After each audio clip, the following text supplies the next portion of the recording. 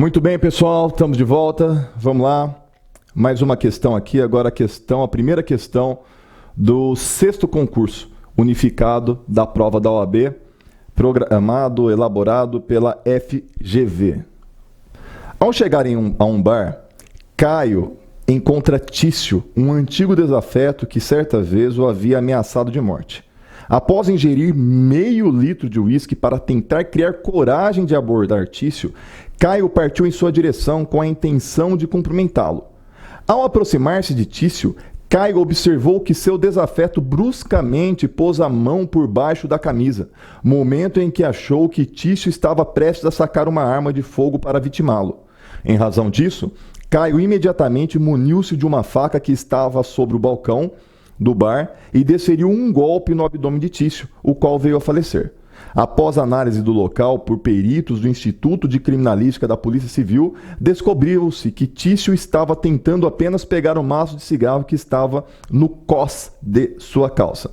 Considerando a situação acima, responda aos itens a seguir, empregando os argumentos jurídicos apropriados e a fundamentação legal pertinente ao caso. Pessoal, de novo aqui o crime de homicídio na prova da OAB. Tá certo? Falo para vocês sempre, o examinador ele não é tão criativo assim e vez ou outra ele traz o mesmo tipo penal, situações parecidas. Aqui nós estamos diante da seguinte situação. O Caio, ele está num bar e ele tem um desafeto que se chama Tício. Esse Caio, ele já foi ameaçado pelo Tício. Só que ele pega e bebe meio litro de uísque. Então aqui o examinador está querendo trazer para nós a ideia de embriaguez pré-ordenada, que se dá quando a pessoa se embriaga para criar coragem para praticar um crime. Só que presta atenção, o Caio ele estava querendo criar coragem não para praticar um crime, não para matar Tício. Ele estava querendo criar coragem para cumprimentar Tício. Ele ingere meio litro de uísque e ele vai à direção de Tício para cumprimentar. Só que o Tício ele faz um movimento brusco e coloca a mão no cós da calça, essa parte aqui. Quando ele coloca a mão no cós da calça, o Caio, ele imagina que o Tício vai matá-lo, porque já tinha o ameaçado.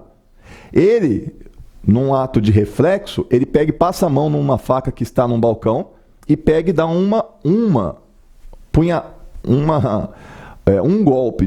golpe no abdômen, região letal, no abdômen de Tício, e Tício morre. É essa a situação. Nós temos que levar em consideração que é verdade tudo que o examinador está colocando. A perícia constata o quê?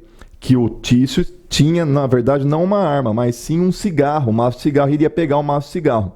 Então, o Caio, na verdade, ele acreditava que ele estava numa situação de legítima defesa. Só que ele não estava numa situação de legítima defesa.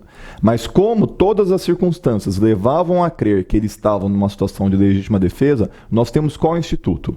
Legítima defesa putativa. O que é putativa? Putativo é aquilo que é imaginário. O Caio imaginou que ele estava em uma situação de legítima defesa e o direito penal protege o Caio nessa situação para que ele não seja preso ou para que a sua punição seja menor, tá certo? Então vamos ver qual seria uma possível resposta para a indagação do examinador. Levando-se em conta apenas os dados do enunciado, Caio praticou crime? Em caso positivo, qual? Em caso negativo, por que razão? Caio não praticou crime. No caso descrito, Caio agiu em legítima defesa putativa, nos termos do artigo 20, parágrafo 1º do Código Penal, que estabelece que é isento de pena quem, por erro plenamente justificado pelas circunstâncias, supõe situação de fato que, se existisse, tornaria a ação legítima. Se existisse a legítima defesa, a situação de legítima defesa, tornaria a sua ação boa, sua ação legítima, certo? E é o que acontece aqui. Ele pressupõe uma situação que, se existisse, tornaria a sua ação, a sua conduta legítima, tá certo? Então volta lá para a tela. No caso, a impressão de que Tício iria pegar uma arma de fogo tornou sua ação legítima, pois, caso isso fosse verdade, sua ação estaria amparada pela legítima defesa nos termos do artigo 25 do Código Penal. B. Supondo que, nesse caso, Caio tivesse desferido 35 golpes na barriga de Tício, Como deveria ser analisada a sua conduta sob a ótica do direito penal? Resposta. Nesse caso, seria responsabilizado penalmente nos termos do artigo 23, inciso 2 e parágrafo único, que estabelece que não há crime quando o agente pratica o fato em legítima defesa. O agente, contudo, responde pelo excesso doloso ou culposo. Pessoal, praticar um único golpe, legítima defesa. 35 golpes, aí há excesso. Então ele responderia por homicídio doloso. Tá certo? Muito bem. Continuando aqui, vamos à segunda questão do sexto concurso. Hugo é inimigo de longa data de José há muitos anos e há muitos anos deseja matá-lo. Para conseguir seu intento, Hugo induz o próprio José a matar Luiz, afirmando falsamente que Luiz estava se insinuando para a esposa de José. Ocorre que Hugo sabia que Luiz é pessoa de pouca paciência e que sempre anda armado. Cego de ódio, José espera Luiz sair do trabalho e, ao vê-lo, corre em direção dele com um facão em punho, mirando na altura da cabeça. Luiz, assustado e sem saber o motivo daquela injusta agressão, rapidamente saca sua arma e atira justamente no coração de José, que morre instantaneamente. Instaurado inquérito policial para apurar as circunstâncias da morte de José, ao final das investigações, o Ministério Público formou sua opinião no seguinte sentido: Luiz deve responder pelo excesso doloso em sua conduta, ou seja, deve responder por homicídio doloso. Hugo, por sua vez, deve responder como partícipe de tal homicídio. A denúncia foi oferecida e recebida. Considerando que você é o advogado de Hugo e Luiz, responda. Pessoal, novamente aqui o examinador querendo saber sobre o crime de homicídio, novamente o legislador querendo saber sobre legítima defesa, novamente o legislador falando de excesso em legítima defesa. Insisto, o examinador ele não é tão criativo assim, tá certo? Vamos lá. Qual a peça deveria ser oferecida e em que prazo e endereçada a quem? Aqui você tem que saber de procedimento. Pessoal, o procedimento do tribunal do júri, ele é um procedimento que tem duas fases, ele é bifásico. A primeira fase, ele é idêntico ao procedimento comum, ordinário, do crime de furto, roubo, estelionato, estupro, é o mesmo procedimento. Então, há o oferecimento da denúncia, há o recebimento da denúncia, há a determinação da citação, resposta escrita, audiência de instrução e julgamento, onde é ouvido primeiro a vítima, se possível, depois as testemunhas de acusação, testemunhas de defesa, por último, o réu interrogado.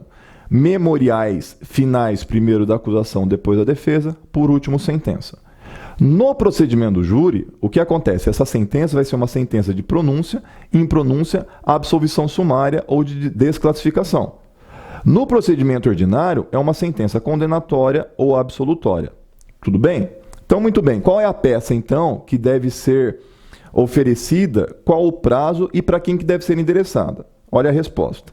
A peça processual que deveria ser ofertada é a resposta escrita, no prazo de 10 dias, nos termos do artigo 406 do Código de Processo Penal. Pessoal, você tem que ir para o procedimento relacionado referente ao tribunal do júri, não é o procedimento ordinário.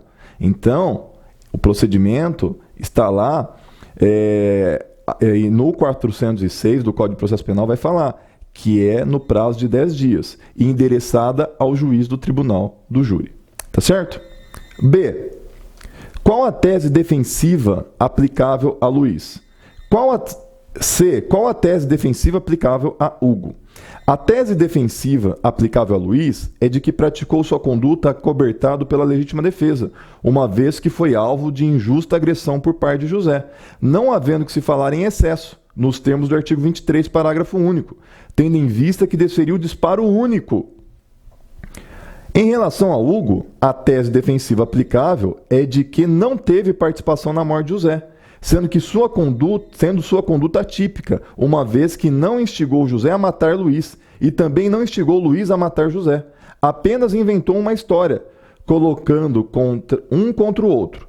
Assim, como o Código Penal, no artigo 13, estabelece que o resultado de que depende a existência do crime somente é imputável a quem lhe deu causa, não podendo, no caso, ser o resultado imputado a Hugo.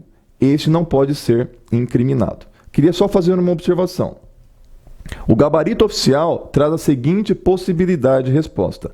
Hugo não praticou o fato típico, pois de acordo com a teoria da acessoriedade limitada, o partícipe somente poderia ser punido se o agente praticar conduta típica e ilícita, o que não foi o caso, já que Luiz agiu amparado por uma causa excludente de ilicitude, qual seja a legítima defesa.